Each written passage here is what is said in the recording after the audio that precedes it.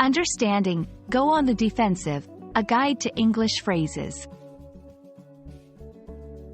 Hello, everyone. Today, we're diving into a fascinating English phrase that you might have heard in conversations, movies, or read in books. Go on the defensive. This phrase is not just about language. It's about understanding the context and the emotions behind the words. By the end of this video, you'll not only know what it means but also how to use it effectively in your own conversations. Let's get started. Go on the defensive is a phrase used when someone feels they are being attacked or criticized and they start to defend themselves, their actions, or their opinions. It's like instinctively putting up a shield to protect oneself from perceived harm or to justify one's stance. This phrase can be used in various contexts, from casual conversations to professional environments, and understanding its nuances is key to using it appropriately. To better understand this phrase, let's look at some examples. 1. In personal conversations, if a friend accuses you of not being supportive, you might go on the defensive by immediately explaining your actions and pointing out times when you were supportive.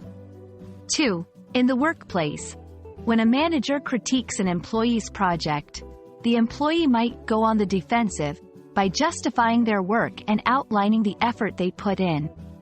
3. In public discourse, politicians often go on the defensive when they're criticized in the media, quickly issuing statements to defend their policies or actions.